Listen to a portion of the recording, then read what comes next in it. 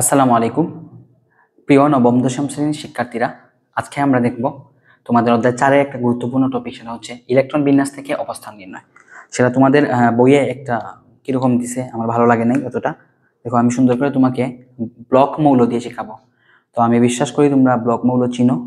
সেটা হচ্ছে আমরা পর্যায় সারণীর প্রত্যেকটা মৌলকে আমরা 4টা ব্লকে ভাগ করতে পারি: এস ব্লক মৌল, পি ব্লক মৌল, ডি ব্লক মৌল, এফ ব্লক মৌল। এখন দেখো স্যার, এই ব্লক মৌল মানে কি? ব্লক মৌল মানে হচ্ছে সহজ ভাষায় তুমি শিখো তোমার পর্যায়ে, তোমার লেভেল পর্যন্ত, সেটা হচ্ছে যে এস ব্লক মানে তার ইলেকট্রন বিন্যাস এস পর্যন্ত যাবে, পি ব্লক মানে তার ইলেকট্রন বিন্যাস পি পর্যন্ত যাবে বা পিতে গিয়ে শেষ, ডি ব্লক মানে ডিতে গিয়ে শেষ, এফ ব্লক মানে এফ এ গিয়ে শেষ। বুঝা গেছে? তো পর্যায় সারণী ব্লক মৌল আমি তোমাদেরকে পড়াইয়া দিছি, প্লেলিস্ট আছে। তারপরে হচ্ছে আমি একদিন স্ক্রিন শেয়ার দিয়ে ওই শুধু পর্যায় সারণীটা একবার পড়াইয়া দিব তোমাদেরকে, ঠিক আছে? তাহলে তুমি এইটা সম্পর্কে বা ফুল পর্যায় সারণী সম্পর্কে ভালো জ্ঞান রাখতে পারবা।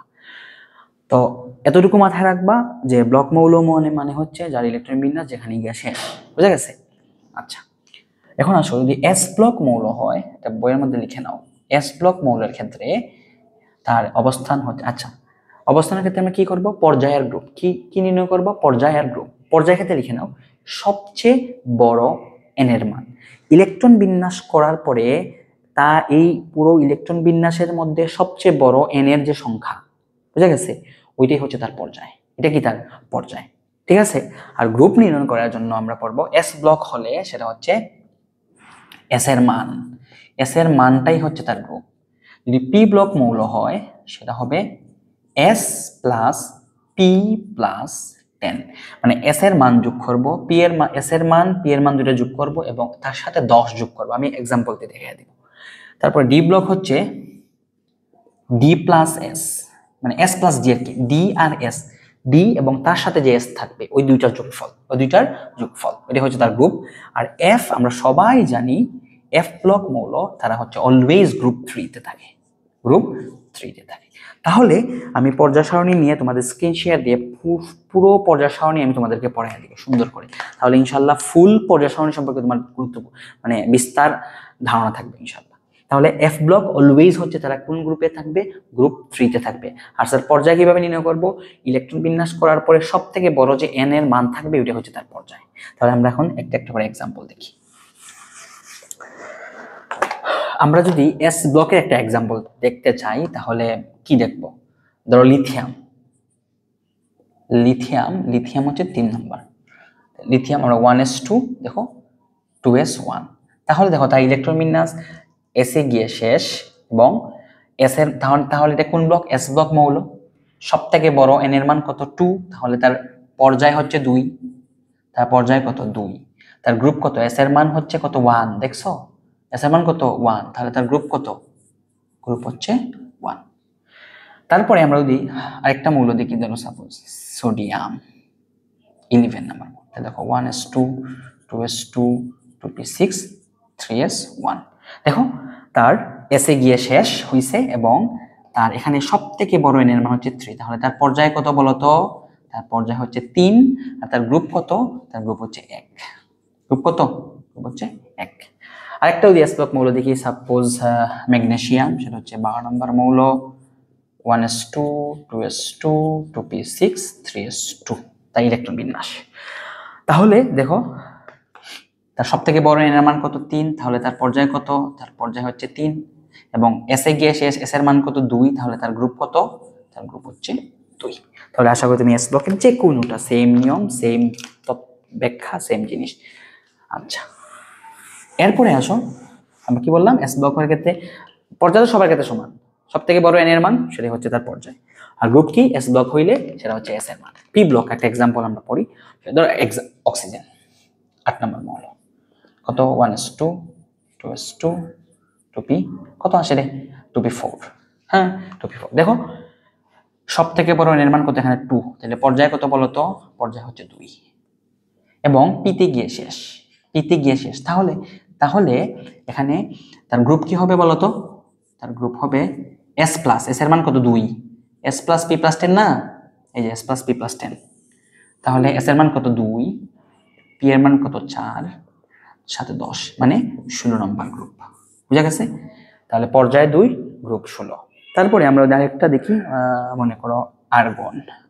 আর্গন হচ্ছে 18, ইলেকট্রন বিন্যাস করো 1s2 2s2 2p6 3s2 3p6। এই হচ্ছে আর্গনের ইলেকট্রন বিন্যাস।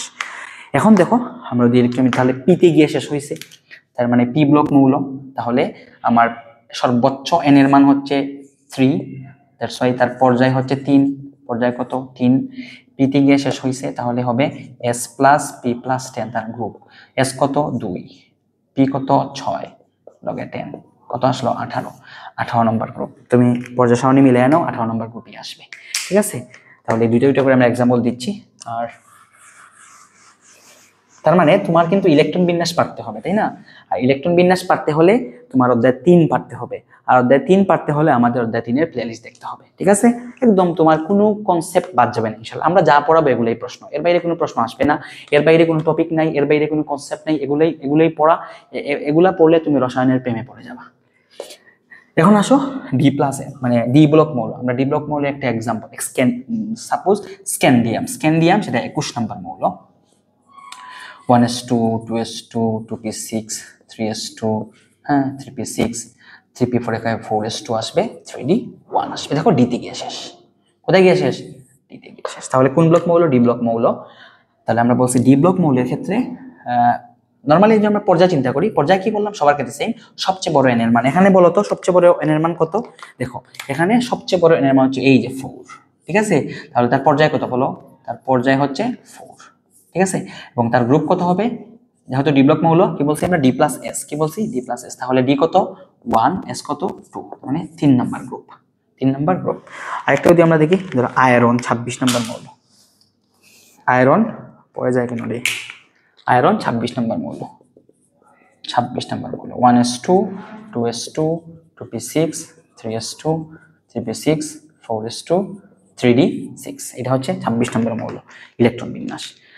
এখন দেখো সবচেয়ে বড় n এর মান হচ্ছে এখানে 4, তাহলে তার পর্যায় হচ্ছে 4, আর তার গ্রুপ কত হবে? D plus S.